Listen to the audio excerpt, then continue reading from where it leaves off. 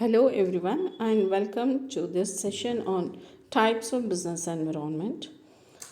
ಹಿಂದಿನ ಅವಧಿಯಲ್ಲಿ ನಾವು ವ್ಯವಹಾರ ಪರಿಸರ ಎಂದರೇನು, ಅದರ ಉದ್ದೇಶಗಳು, ಲಕ್ಷಣಗಳ ಬಗ್ಗೆ ತಿಳ್ಕೊಂಡಿದ್ದೆವು. ಈ ಒಂದು ಸೆಷನಲ್ಲಿ, ಈ ಒಂದು ಅವಧಿಯಲ್ಲಿ the types of business environment ಅಂದರೆ ವ್ಯವಹಾರ ಪರಿಸರದ ವಿಧಗಳು, ಇದರ ಬಗ್ಗೆ ತಿಳ್ಕೊಳ್ಳೋಣ. So let us see what are the types of business environment. So ಇಲ್ಲಿ ನೋಡೋದಾದರೆ ಈ ಚಾರ್ಟಲ್ಲಿ ಟೈಪ್ಸ್ ಆಫ್ ಬಿಸ್ನೆಸ್ ಎನ್ವಿರಾನ್ಮೆಂಟ್, ವ್ಯವಹಾರ ಪರಿಸರದ ವಿಧಗಳು. ಇದನ್ನು ಮುಖ್ಯವಾಗಿ ಎರಡು ಭಾಗ ಮಾಡಲಾಗಿದೆ: internal environment and external environment, ಆಂತರಿಕ ಪರಿಸರ ಮತ್ತು ಬಾಹ್ಯ ಪರಿಸರ. ಸೊ ಆಂತರಿಕ ಪರಿಸರ ಅಂದರೆ ಯಾವುದೆಲ್ಲ ಅಂಶಗಳು ಸಂಸ್ಥೆಯ ಒಳಗೆ ಕಂಡುಬರುತ್ತವೋ, ಯಾವುದೆಲ್ಲ ಅಂಶಗಳು, ವ್ಯವಹಾರದ ಅಂಶಗಳು ಸಂಸ್ಥೆಯ ಜೊತೆಗೆ ನೇರ ಸಂಬಂಧವನ್ನು ಹೊಂದಿದ್ದು ಅದರಲ್ಲಿ ಆಗ್ತಕ್ಕಂಥ ಒಂದು ಸಣ್ಣ ಬದಲಾವಣೆ ಕೂಡ ಸಂಸ್ಥೆಯ ವ್ಯವಹಾರದ ಮೇಲೆ ನೇರ ಪರಿಣಾಮವನ್ನು ಬೀರುತ್ತೆ. ಅಂಥವುಗಳನ್ನು ಇಂಟರ್ನಲ್ ಎನ್ವಿರಾನ್ಮೆಂಟಲ್ ಫ್ಯಾಕ್ಟರ್ಸ್ ಅಂತ ಹೇಳಿ ಕರಿತೇವೆ. Those factors which exist within the organisation and which has a direct connection to the work environment of the business organization and which has an effect on the business activities. Those factors are called internal environment. ಆಂತರಿಕ ಅಂಶಗಳು ಅಥವಾ ಆಂತರಿಕ ಪರಿಸರ. ಬಾಹ್ಯ ಪರಿಸರ, external environment ಅಂದರೆ ಏನು? ಬಾಹ್ಯ ಪರಿಸರ. ಸೊ ಬಾಹ್ಯ ಪರಿಸರ ಅಂದರೆ ಈ ಅಂಶಗಳು ನಿಮಗೆ ಸಂಸ್ಥೆಯ ಒಳಗೆ ಕಾಣಲಿಕ್ಕೆ ಸಿಗೋದಿಲ್ಲ. They are outside the working environment of the business, but they have a connection or they have an influence on the activities of the business. ಇವುಗಳು ಸಂಸ್ಥೆಯ ಒಳಗೆ ಕಂಡುಬರುವುದಿಲ್ಲ. ಅವು ಸಂಸ್ಥೆಯಿಂದ ಹೊರಗಿನ ಪ್ರಪಂಚದಲ್ಲಿದ್ದು ಆದರೆ ಆ ವ್ಯವಹಾರ ಸಂಸ್ಥೆಯ ಚಟುವಟಿಕೆಗಳ ಮೇಲೆ ಪ್ರಭಾವವನ್ನು ಬೀರುವಂಥ ಅಂಶಗಳಾಗಿರುತ್ತವೆ. ಸೊ ಈ ಬಾಹ್ಯ ಪರಿಸರಾಂಶಗಳನ್ನು ಪುನಃ ಎರಡು ರೀತಿಯಾಗಿ ವಿಂಗಡಣೆ ಮಾಡಲಾಗಿದೆ. One is micro environment, the other is macro environment. Micro ಸೂಕ್ಷ್ಮ ಪರಿಸರಾಂಶಗಳು ಮತ್ತು ಸಮಗ್ರ ಪರಿಸರ ಅಂತ ಹೇಳಿ. So let us see this types one by one. Internal environment, ಆಂತರಿಕ ವ್ಯವಹಾರ ಪರಿಸರದ ಅಂಶಗಳು ಯಾವುದೆಲ್ಲ ಈ ಸಂಸ್ಥೆಯ ಮೇಲೆ ಪರಿಣಾಮವನ್ನು ಬೀರುವಂಥದ್ದು ಅಂದರೆ ಫಿನಾನ್ಷಿಯಲ್ ರಿಸೋರ್ಸಸ್, ಹಣಕಾಸಿನ ಸಂಪನ್ಮೂಲಗಳು ಅಂತೆ. ಫಿಸಿಕಲ್ ಆ್ಯಂಡ್ ಹ್ಯೂಮನ್ ರಿಸೋರ್ಸಸ್, ಭೌತಿಕ ಮತ್ತು ಮಾನವ ಸಂಪನ್ಮೂಲಗಳು, ಸಂಸ್ಥೆಯ ಉದ್ದೇಶಗಳು, ಕೆಲಸದ ವಾತಾವರಣ, ಸಂಸ್ಥೆಯ ವ್ಯಕ್ತಿತ್ವ ಮತ್ತು ಗುರುತು, ಕಾರ್ಮಿಕ ಮತ್ತು ನಿರ್ವಹಣೆಯ ನಡುವಿನ ಸಂಬಂಧಗಳು, ಟೆಕ್ನಾಲಜಿಕಲ್ ಕೆಪ್ಯಾಬಿಲಿಟೀಸ್, ತಂತ್ರಜ್ಞಾನದ ಸಾಮರ್ಥ್ಯತೆಗಳು.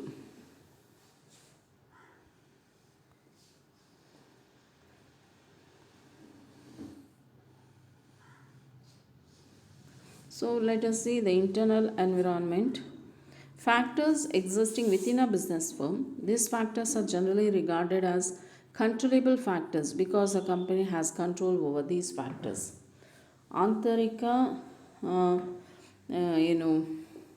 ಆಂತರಿಕ ಪರಿಸರದ ಅಂಶಗಳು ಏನಿದ್ದಾವೆ ಇವು ಸಂಸ್ಥೆಯ ಒಳಗೆ ಕಂಡುಬರತಕ್ಕಂಥ ಅಂಶಗಳು ಮತ್ತು ಈ ಅಂಶಗಳ ಮೇಲೆ ಸಂಸ್ಥೆ ತನ್ನ ನಿಯಂತ್ರಣವನ್ನು ಹೊಂದುವಂಥ ಒಂದು ಅವಕಾಶ, ಸಾಧ್ಯತೆಗಳು ಇರ್ತವೆ.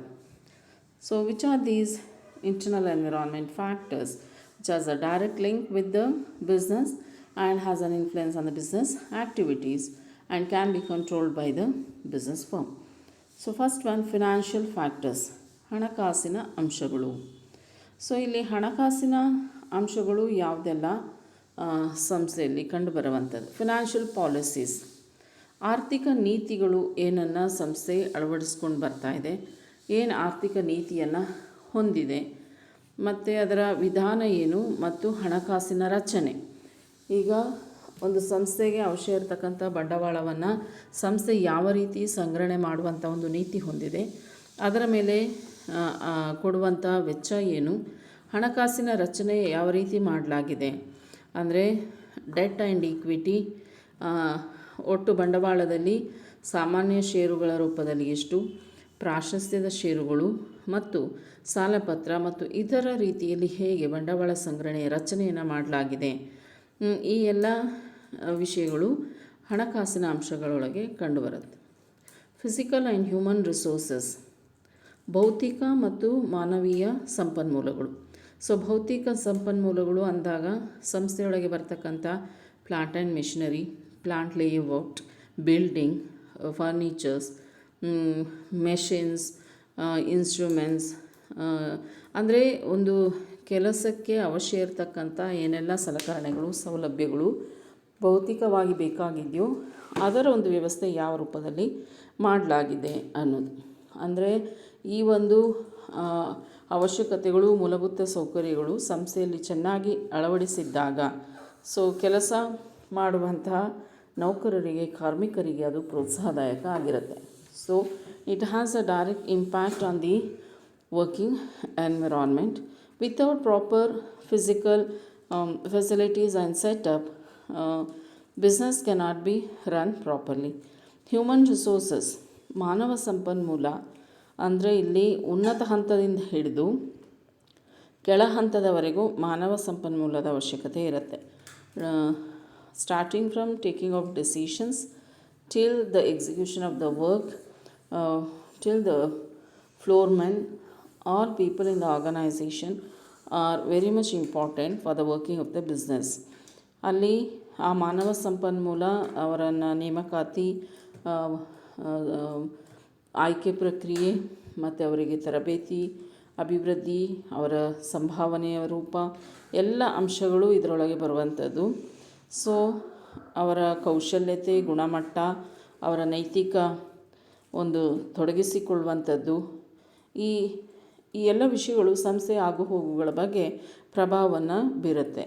For example, if the employees are highly skilled, highly competent and highly potent, then they contribute positively to the growth of the organization. If it is the other way around, then it may adversely affect the working of the business.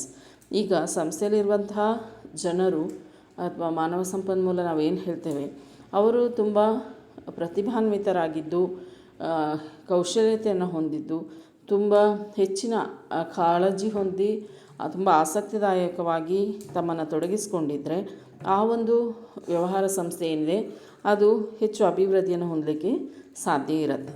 So any change with regard to these attributes in the physical and human resource will definitely affect the working of the business unit. Then the next one is objectives of the business. ವ್ಯವಹಾರದ ಉದ್ದೇಶಗಳೇನು? So ಏನು ಉದ್ದೇಶಗಳನ್ನು ಹಾಕ್ಕೊಂಡಿರ್ತಾರೆ ವ್ಯವಹಾರ, it should be specific and pertaining to a particular period of time. ಒಂದು ನಿಗದಿತ ಅವಧಿಗೆ ಏನು ಉದ್ದೇಶವನ್ನು ಹೊಂದಿರುತ್ತೆ ಅದನ್ನು ಹೇಗೆ ತಲುಪಬೇಕು, ಆ ತಲುಪಲಿಕ್ಕೆ ಪುನಃ ಅದನ್ನು ಸಣ್ಣ ಸಣ್ಣ ಉದ್ದೇಶಗಳನ್ನಾಗಿ ಹೇಗೆ ಹಂಚಿಕೊಂಡಿದ್ದಾರೆ. And they should be a coordination of individual objective with the firm's objective. They should be, every one should be directed towards a common goal of the business. ಈ ಉದ್ದೇಶಗಳ ಬಗ್ಗೆ ಎಲ್ಲರಿಗೂ ಮಾಹಿತಿ ಇರಬೇಕು, ಅದು ಸ್ಪಷ್ಟವಾಗಿರಬೇಕು. Depending upon the situation it should be able to be change, ಅಂದರೆ flexible ಇರಬೇಕು. ಕೆಲವೊಂದು ತುರ್ತು ಸಂದರ್ಭದಲ್ಲಿ ಬದಲಾವಣೆಗೆ ಅವಕಾಶವನ್ನು ಹೊಂದಿರಬೇಕು. ಈ ಥರ ಈ ಉದ್ದೇಶಗಳಲ್ಲಿ ಏನಾದರೂ ಬದಲಾವಣೆ ಆದರೆ ಆ ಒಂದು ಬದಲಾವಣೆ ಏನಿದೆ ಅದು ವ್ಯವಹಾರದ ಮೇಲೆ ಪ್ರಭಾವವನ್ನು ಬೀರುತ್ತೆ. So the firm should be in a position to cope with the changes that may take place with regard to various factors in the internal environment. ನಂತರ ವರ್ಕ್ ಎನ್ವಿರಾನ್ಮೆಂಟ್, ಈ ಕೆಲಸದ ವಾತಾವರಣ ಅಂದರೆ ಸಂಘಟನೆಯ ರಚನೆ, ಆರ್ಗನೈಸೇಷನ್ ಸ್ಟ್ರಕ್ಚರ್, ಫಾರ್ಮಲ್, ಇನ್ಫಾರ್ಮಲ್ ಕೇಳಿದ್ದೀವಿ ನಾವು, ಮೌಖಿಕ ಮತ್ತು ಲಿಖಿತ, ಹೀಗೆ ಬೇರೆ ಬೇರೆ ರೀತಿಯ ರಚನೆಯನ್ನು ಹೊಂದಿರುತ್ತೆ. So they should be proper organisational structure.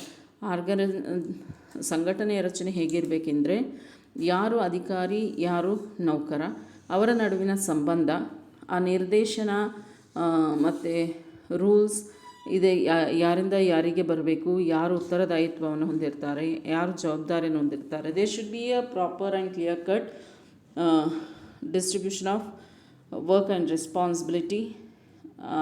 ಸಂಘಟನೆ ರಚನೆ ಸರಿಯಾದ ರೀತಿಯಲ್ಲಿ ನಡೆದಾಗ ಕೆಲಸದ ವಾತಾವರಣ ಚೆನ್ನಾಗಿರುತ್ತೆ. ಕಂಪನಿ ಪಾಲಿಸೀಸ್, ಕಂಪನಿಯ ನೀತಿಗಳು ಏನಿದೆ, ಕೋಡ್ ಆಫ್ ಕಾಂಡಕ್ಟ್ ಇರ್ಬೋದು, ವರ್ಕ್ ಟೈಮಿಂಗ್ಸ್ ಇರ್ಬೋದು, discipline in the organisation. These are very important for a proper working of the business. Extent of professionalism in management. ನಿರ್ವಹಣೆಯಲ್ಲಿ ವೃತ್ತಿಪರತೆಯನ್ನು ಎಷ್ಟರ ಮಟ್ಟಿಗೆ ಅವರು ಜಾರಿಗೆ ತರಬಹುದು, ಯಾವ ರೀತಿಯಲ್ಲಿ ನಡ್ಕೊಳ್ತಾರೆ ಅನ್ನೋದು ಕೂಡ ಆ ಒಂದು ಸಂಸ್ಥೆಯ ಕೆಲಸದ ಮೇಲೆ ಪ್ರಭಾವವನ್ನು ಬೀರುತ್ತೆ. Then company image and brand, ಸಂಸ್ಥೆಯ ವ್ಯಕ್ತಿತ್ವ ಮತ್ತು ಗುರುತು. What practice the company has with regard to its attitude, its culture, how it treats its employees, how it treats its customers, how it maintains the relationship with the people. ಇದೆಲ್ಲವೂ ಕೂಡ ಸಂಸ್ಥೆಯ ಒಂದು ವ್ಯವಹಾರದ ಮೇಲೆ ಪ್ರಭಾವವನ್ನು ಬೀರುತ್ತೆ. Very good company image and is an advantage to the company. It creates competitive advantage to the company, and a proper established brand would help to the business to be a leader in the market. ಇದರಲ್ಲೂ ಏನಾದರೂ ಬದಲಾವಣೆ ಆದಾಗ ಅದು ಹೇಗೆ ಸಂಸ್ಥೆ ಮೇಲೆ ಪ್ರಭಾವ ಬೀರುತ್ತೆ, ಆ ಬದಲಾವಣೆಯ ಬಗ್ಗೆ ತಿಳ್ಕೊಂಡು ಅದರ ಪ್ರಭಾವದ ಮೇಲೆ ಮೊದಲೇ ಅಂದಾಜು ಮಾಡಿ ಸರಿಯಾದ ನಿರ್ಣಯಗಳನ್ನು ತಗೊಳ್ಳೋದು. ಇದಕ್ಕೋಸ್ಕರ ಈ ಒಂದು ಅಂಶಗಳನ್ನು ತಿಳಿದಿರಬೇಕು ವ್ಯವಹಾರದಲ್ಲಿ. Labour management relations, the relationship between the labourers and the management is very important factor. ಅಂದರೆ ಕಾರ್ಮಿಕರನ್ನು ಸರಿಯಾದ ರೀತಿಯಲ್ಲಿ ನಡೆಸ್ಕೊಳ್ಳೋದು ತುಂಬ ಇಂಪಾರ್ಟೆಂಟ್ ಆಗುತ್ತೆ. ಇಲ್ಲಾಂದರೆ they may go for strikes, lockouts, ಹೀಗೆಲ್ಲ ಆದರೆ it will be a loss to the business entity. Instead they should be proper understanding between the labours and management. ಅವರಿಗೇನು ಸರಿಯಾದ ಸಂಭಾವನೆ ಕೂಲಿಯನ್ನು ಕೊಡುವಂಥದ್ದು, ಅದನ್ನು ವೈಜ್ಞಾನಿಕವಾಗಿ ಲೆಕ್ಕ ಹಾಕಿ ಕೊಡುವಂಥ ವ್ಯವಸ್ಥೆ, ಅವರಿಗೆ ಸರಿಯಾದ ಕೆಲಸದ ವಾತಾವರಣ, ಕಾಂಪನ್ಸೇಟ್ರಿ ಆಸ್ಪೆಕ್ಟ್ಸ್, ಇದೆಲ್ಲ ಸರಿಯಾಗಿ ಇದ್ದಾಗ there will be a good environment to work in the organisation and that will be better for the business. Then the last one, R&D and technological capabilities, ಸಂಶೋಧನೆ ಮತ್ತು ಅಭಿವೃದ್ಧಿ ಮತ್ತು ತಂತ್ರಜ್ಞಾನದ ಸಾಮರ್ಥ್ಯತೆ. Research and development, technological capabilities. Usually many of the business units, they'll have their own research and development unit to bring about changes, continuous changes in the brand with which they deal to satisfy the changing needs and demands of the customers. ಈ ಸಂಶೋಧನೆ ಮತ್ತು ಅಭಿವೃದ್ಧಿ ಮತ್ತು ತಂತ್ರಜ್ಞಾನದ ಸಾಮರ್ಥ್ಯತೆ ನಿರಂತರವಾಗಿ ಹೆಚ್ಚಾಗ್ತಾ ಹೋಗಬೇಕು ಸಂಸ್ಥೆಯಲ್ಲಿ. ಯಾಕಂತಂದರೆ ಏನು ಸಮಾಜದಲ್ಲಿ ಆರ್ಥಿಕ ವ್ಯವಸ್ಥೆಯಲ್ಲಿ ಜನರ ಬೇಡಿಕೆಯಲ್ಲಿ ನಿರಂತರ ಬದಲಾವಣೆ ಆಗ್ತಾ ಇರುತ್ತೆ. ಅದಕ್ಕೆ ಸರಿ ಹೊಂದುವಂಥ ಒಂದು ರೀತಿಯಲ್ಲಿ ಈ ಒಂದು ಸಾಮರ್ಥ್ಯತೆ ಸಂಸ್ಥೆಯಲ್ಲಿ ಹೆಚ್ಚಾಗ್ತಾ ಇದ್ದರೆ they can take a competitive advantage of the factor. ಪೈಪೋಟಿದಾರರನ್ನು ಮುನ್ನುಗ್ಗಿ ತಾವು ಮಾರುಕಟ್ಟೆಯಲ್ಲಿ ಯಶಸ್ವಿ ಆಗಬೇಕಿದ್ರೆ ಈ ಒಂದು ಅಂಶ ತುಂಬಾ ಪ್ರಮುಖ ಆಗಿರುತ್ತೆ. So this factor should also be given due importance for the successful operation of the business. So these are the various internal environmental factors which would be important for every business unit, because they can be controlled by the business unit because they are within the organization. Next we'll see external environment. External environment ಅಂದರೆ ಬಾಹ್ಯ ಪರಿಸರದ ಅಂಶಗಳು ಏನಿವೆ, ಇವು ವ್ಯವಹಾರದ ಒಳಗಿನ ವಾತಾವರಣದಲ್ಲಿ ಕಾಣಲಿಕ್ಕೆ ಸಿಗೋದಿಲ್ಲ. They are outside the business environment. So ಯಾವಾಗ ಅವುಗಳು ಹೊರಗಿನ ವ್ಯವಸ್ಥೆಯಲ್ಲಿ ಇರುತ್ತೋ ಆಗ ನಿಯಂತ್ರಣಕ್ಕೆ ಸಾಧ್ಯವಾಗುವುದಿಲ್ಲ. They cannot be controlled by the business unit. So when they are beyond the control, the business unit should be very careful and should always have a watch on the changes or the trend that is taking place with regard to these factors. The external factors are beyond the control of a company, hence its success depends to the adaptability of the environment. External environment is divided into two parts: micro environment and macro environment. ಸೂಕ್ಷ್ಮ ಪರಿಸರದ ಅಂಶಗಳು and ಸಮಗ್ರ ಪರಿಸರದ ಅಂಶಗಳು. So ಈ ಸೂಕ್ಷ್ಮ ಪರಿಸರದ ಅಂಶಗಳೇನಿದ್ದಾವೆ ಅದರಲ್ಲಿ ಬದಲಾವಣೆ ಏನು ನೋಡ್ತೇವೆ, that has a direct link with the business unit. ಸಮಗ್ರ ಪರಿಸರ ಅಂಶಗಳೇನು ನೋಡ್ತೀರಿ ನೀವು, ಅದು ಇಡೀ ದೇಶದೊಳಗೆ ಬದಲಾವಣೆ ಆಗುವಂಥದ್ದು. ಈ ಎರಡು factors have an impact on the working of the business. So let us see what are the micro environmental factors. So the factors which are close to the company and affects its ability to work constitutes micro environment. It is known as the operating environment of the business. ಇದು ತುಂಬ ಹತ್ತಿರದಲ್ಲಿ ಸಂಸ್ಥೆಯನ್ನು ಅಥವಾ ಅದರ ತನ್ನ ಪರಿಣಾಮವನ್ನು ಬೀರುವಂಥದ್ದು. ಯಾವುದೆಲ್ಲ ಈ ಅಂಶಗಳು ಅಂದರೆ, ಸಪ್ಲೈಸ್ ಅಥವಾ ಸಪ್ಲೈಯರ್ಸ್ ಯಾರಿದ್ದಾರೆ, ಪೂರೈಕೆದಾರರು ತಾವು ಪೂರೈಸ್ತಕ್ಕಂಥ ಕಚ್ಚಾ ಪದಾರ್ಥಗಳು ಅಥವಾ ಸಿದ್ಧ ವಸ್ತುಗಳಲ್ಲಿ ಏನಾದರೂ ವ್ಯತ್ಯಾಸ ಮಾಡಿದರೆ ಅದು ಸಂಸ್ಥೆಯ ಚಟುವಟಿಕೆ ಮೇಲೆ ತುಂಬ ಒಂದು ಪ್ರತಿಕೂಲ ಪರಿಣಾಮವನ್ನು ಬೀರುತ್ತೆ. Because the business won't be in a position to supply to the market at due time. Correct ಟೈಮಿಗೆ ಸರಿಯಾದ ಸಮಯಕ್ಕೆ ತಾವು ಮಾರುಕಟ್ಟೆಗೆ ಸರಕುಗಳನ್ನು ತಲುಪಿಸಲಿಕ್ಕೆ ಸಾಧ್ಯ ಆಗೋದಿಲ್ಲ. So the suppliers are very important factor for a business unit. So the business should always have, ಏನು ಹೇಳ್ತಾರಂದರೆ, ಯಾವಾಗಲೂ ಒಂದೇ ಸಪ್ಲೈಯರಿಂದ ಸಪ್ಲೈಸನ್ನು ಪಡೆಯುವುದು it's not safe always. At least they should be two suppliers. ಯಾಕಂದರೆ ಒಬ್ಬ ಇದ್ದಾಗ ಅವನು ತನ್ನ ಏಕಸ್ವಾಮ್ಯ ನಿಯಂತ್ರಣವನ್ನು ಹೊಂದಲಿಕ್ಕೆ ಪ್ರಯತ್ನ ಪಡ್ತಾನೆ. ತುರ್ತು ಪರಿಸ್ಥಿತಿ ಇದ್ದಾಗ ಏನು ಮಾಡ್ಬೋದು, ತನ್ನ ಹತ್ರ ಸಪ್ಲೈ ಇಲ್ಲ ಹೇಳ್ಬೋದು ಅಥವಾ ಹೆಚ್ಚು ಬೆಲೆಯನ್ನು ವಿಧಿಸುವ ಸಾಧ್ಯತೆ ಇರುತ್ತೆ. So for that sake it is better to have an alternative at different times, but it's an important element. ತುಂಬ ಒಂದು ಪ್ರಮುಖವಾದಂಥ ಅಂಶ ಇದು. ಕಸ್ಟಮರ್ಸ್, ಗ್ರಾಹಕ, he is the king to every business unit. ಅವನೇ ರಾಜ ಮಾರುಕಟ್ಟೆಯಲ್ಲಿ. ಸೊ ಕಸ್ಟಮರ್ಸನ್ನು ಅಟ್ರ್ಯಾಕ್ಟ್ ಮಾಡೋದು ಮತ್ತು ಅವರನ್ನು ರಿಟೈನ್ ಮಾಡೋದು, it's very important and very difficult task. Attracting the customers, creating the customers and retaining them for a long period of time, it's a very difficult task because competition is very high in the market. ಈ ಪೈಪೋಟಿಯುತವಾದಂಥ ಮಾರುಕಟ್ಟೆಯ ಒಂದು ವ್ಯವಸ್ಥೆ ಏನಿದೆ ಅದರಲ್ಲಿ ಗ್ರಾಹಕನನ್ನು ಸೃಷ್ಟಿ ಮಾಡೋದು ಮತ್ತು ಆ ಗ್ರಾಹಕನನ್ನು ತನ್ನೆಡೆಗೆ ಹಿಡಿದಿಟ್ಕೊಳ್ಳುವಂಥ ಕೆಲಸ ಏನಿದೆ ಅದೊಂದು ಕಷ್ಟಕರವಾದಂಥದ್ದು. For that sake whatever possibility is there, whatever is possible, all the efforts should be taken by the business to keep and maintain a proper relationship with the customers. ಏನಾದರೂ ಸಣ್ಣ ಬದಲಾವಣೆ ಆದರೆ ಮತ್ತು ಆ ಬದಲಾವಣೆಯಿಂದ ಗ್ರಾಹಕನನ್ನು ಕಳ್ಕೊಳ್ಳುವಂಥ ಪರಿಸ್ಥಿತಿ ಬಂದರೆ ಅದು ವ್ಯವಹಾರಕ್ಕೆ ನಷ್ಟ ಆಗುತ್ತೆ. ದೆನ್ ಕಾಂಪಿಟೀಟರ್ಸ್, ಪೈಪೋಟಿದಾರರು. So if the competition is not taken care of properly, the competitors are going to take the business market share. ತಮ್ಮ ಗ್ರಾಹಕರನ್ನು ಅವರು ಸೆಳೆಯುವಂಥ ಪ್ರಯತ್ನದಲ್ಲಿರ್ತಾರೆ ಮತ್ತು ಅದನ್ನು ಎದುರಿಸದೇ ಹೋದರೆ ತಮ್ಮೆಲ್ಲ ಮಾರುಕಟ್ಟೆ ಭಾಗ ಏನಿದೆ ಅದನ್ನು ಅವರು ಆಕ್ರಮಿಸಿಕೊಳ್ತಾರೆ.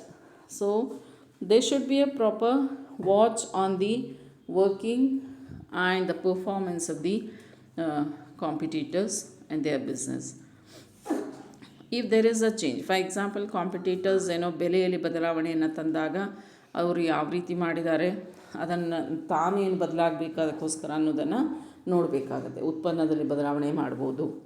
ಸೊ ಸಿದ್ಧರಾಗಿರ್ಬೇಕು ಯಾವತ್ತೂ ಈ ವ್ಯವಹಾರ. ಪೈಪೋಟಿದಾರರು ಏನು ಮಾಡ್ತಿದ್ದಾರೆ ಅನ್ನೋದನ್ನು ನೋಡ್ಕೋತಾ ಇರಬೇಕು. ಮಾರ್ಕೆಟಿಂಗ್ ಇಂಟರ್ಮೀಡಿಯರೀಸ್, ದ ಮಾರುಕಟ್ಟೆ ಮಧ್ಯವರ್ತಿಗಳು, ಮಿಡಲ್ ಮ್ಯಾನ್, ಈ agent middle man, wholesalers, retailers, ಅವರು ಕೂಡ ತುಂಬ ಒಂದು ಪ್ರಮುಖ ಭಾಗ ವ್ಯವಹಾರದ್ದು. ಈಗ ತಮ್ಮ ಬಿಸ್ನೆಸ್, ತಮ್ಮ ವ್ಯವಹಾರದ ಉತ್ಪನ್ನಗಳನ್ನು ತಮ್ಮಲ್ಲಿ ಇಟ್ಕೊಂಡು ಅದಕ್ಕೆ ಮಾರುಕಟ್ಟೆಯನ್ನು ಸೃಷ್ಟಿ ಮಾಡ್ತಕ್ಕಂಥ ಕೆಲಸ ಅವರು ಮಾಡ್ತಾರೆ, ಏಜೆಂಟ್ಸ್ ಮತ್ತು ಇತರ ಮಧ್ಯವರ್ತಿಗಳು. ಸೊ ಅವರು ಕೂಡ ತಮ್ಮ ವ್ಯವಹಾರದ ಬಗ್ಗೆ ಹೆಚ್ಚು ಆಸಕ್ತಿ ವಹಿಸುವಂತೆ ನೋಡಿಕೊಳ್ಳೋದು ವೆರಿ ಇಂಪಾರ್ಟೆಂಟ್. ಅದೊಂದು ಪ್ರಮುಖ ಕೆಲಸ ಆಗಿರುತ್ತೆ. ಸೊ ಅವರನ್ನು ಹೇಗೆ ತಮ್ಮಲ್ಲಿ ನಿಯಂತ್ರಣದಲ್ಲಿ ಇಟ್ಕೊಳ್ಬೇಕು, ಹೇಗೆ ಅವರು ತಮ್ಮ ವ್ಯವಹಾರದಲ್ಲಿ ಆಸಕ್ತಿ ವಹಿಸುವಾಗೆ ನೋಡ್ಕೊಳ್ಳುವಂಥದ್ದು ವ್ಯವಹಾರದ ಕೆಲಸ ಆಗಿರುತ್ತೆ. ಎನಿ ಚೇಂಜ್, ಅವರು ಯಾವ ಟ್ರೆಂಡಲ್ಲಿ ಮೂವ್ ಆಗ್ತಿದ್ದಾರೆ, whether they are trying to down stock the products of the our business, how they are dealing with, ಈ ಎಲ್ಲ ಅಂಶಗಳನ್ನು ಸಮಯದಿಂದ ಸಮಯಕ್ಕೆ ಪರಿಗಣಿಸ್ತಾ ಹೋಗಬೇಕಾಗತ್ತೆ. So if there is any change, the change should be taken care of. Public, ಸಾರ್ವಜನಿಕರು ವ್ಯವಹಾರದ ಬಗ್ಗೆ ಹೇಗೆ ಪ್ರತಿಕ್ರಿಯಿಸ್ತಾ ಇದ್ದಾರೆ, whether they are noticing the various activities carried on by the business.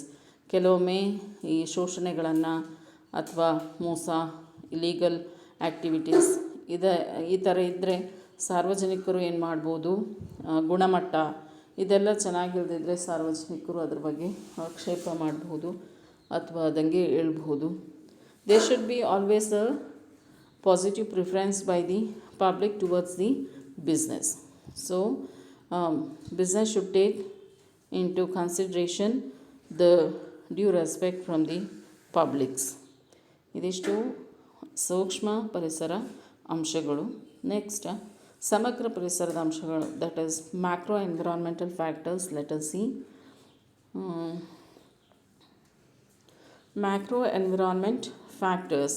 It means general environment of the business. ಇದು ಸಾಮಾನ್ಯ ಪರಿಸರ ಅಂಶಗಳು.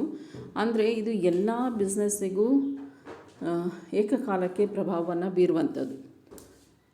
ಹೋಲ್ ಇಂಡಸ್ಟ್ರಿ ಅಥವಾ ಏನು ವ್ಯವಹಾರ ಆಲ್ಟುಗೆದರ್ ಏನಿದೆ ಅದರ ಮೇಲೆ ಪರಿಣಾಮವನ್ನು ಬೀರುತ್ತೆ. ಮತ್ತು ಈ ಅಂಶಗಳು ಯಾವತ್ತೂ ವ್ಯವಹಾರದ ನಿಯಂತ್ರಣಕ್ಕೆ ಒಳಪಡುವುದಿಲ್ಲ.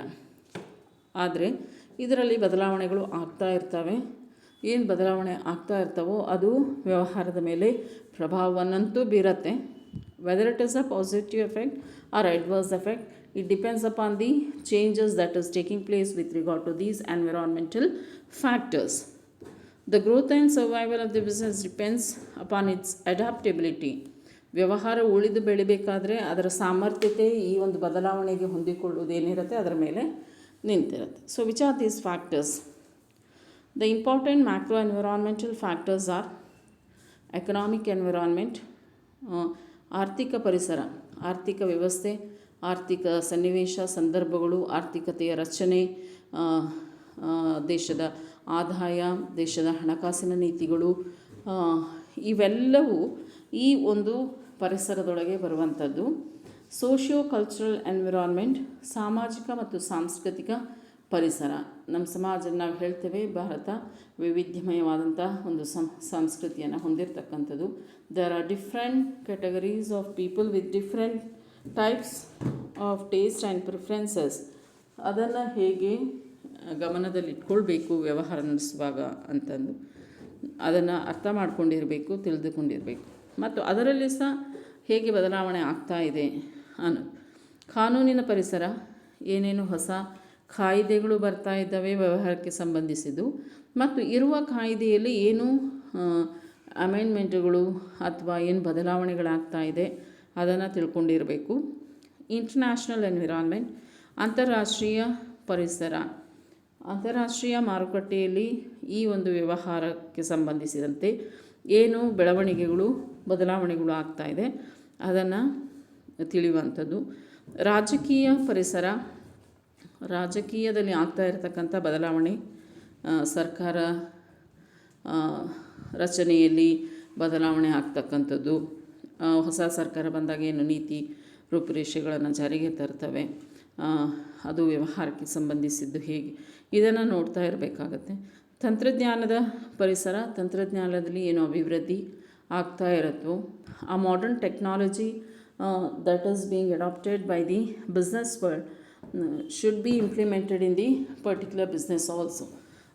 If they have to meet the quality, international standards, ಹಾಗಿದ್ದಾಗ ಅವರು ತಂತ್ರಜ್ಞಾನದ ಬದಲಾವಣೆಯ ಮೇಲೆ ಗಮನ ಇರಬೇಕು. They should be a technological leader in the market. Follower ಆಗಿತ್ತಂದರೆ ಈಗಾಗಲೇ ಪೈಪೋಟಿದಾರರು ಮುಂದೆ ಹೋಗಿರ್ತಾರೆ. ನ್ಯಾಚುರಲ್ ಎನ್ವಿರಾನ್ಮೆಂಟ್, ಸ್ವಾಭಾವಿಕ ಪರಿಸರದಲ್ಲಿ ಇರ್ತಕ್ಕಂಥ ಅಂಶಗಳು ಕೆಲವೊಮ್ಮೆ ಪ್ರಕೃತಿ ವಿಕೋಪಗಳಾದಾಗ, ನೆರೆ ಹೊರೆ, ಫ್ಲಡ್ಸ್, ಫೆಮೈನ್ಸ್, ಡ್ರಾಟ್ಸ್ ಹೀಗೆಲ್ಲ ಆದಾಗ ಕೂಡ ಕೆಲವೊಂದು ಬದಲಾವಣೆಗಳು ವ್ಯವಹಾರದ ಮೇಲೆ ಪ್ರಭಾವವನ್ನು ಬೀರುತ್ತೆ. So how to take care of this situations, ಈ ಒಂದು ಸಂದರ್ಭಗಳನ್ನು ಸಿಚುವೇಶನ್ಸ್ಗಳನ್ನು ಎದುರಿಸಬೇಕಾದ್ರೆ they should be a proper understanding of the various factors in advance. That is what is the importance of this business environmental factors. And these macro environmental factors we are going to discuss in detail in the next session. So in the next session we are going to start with economic environment. Okay. So ಮುಂದಿನ ಒಂದು ಸೆಷನಲ್ಲಿ ನಾವು ಈ ಸಮಗ್ರ ಪರಿಸರದ ಅಂಶಗಳನ್ನು ವಿವರಣೆಯಾಗಿ ತಿಳ್ಕೊಳ್ಳೋಣ. ಅದರಲ್ಲಿ ಮುಂದಿನ ಒಂದು ಇದರಲ್ಲಿ ಎಕನಾಮಿಕ್ ಎನ್ವಿರಾನ್ಮೆಂಟ್, ಆರ್ಥಿಕ ಪರಿಸರದ ಬಗ್ಗೆ will discuss in detail. Okay, so thank you.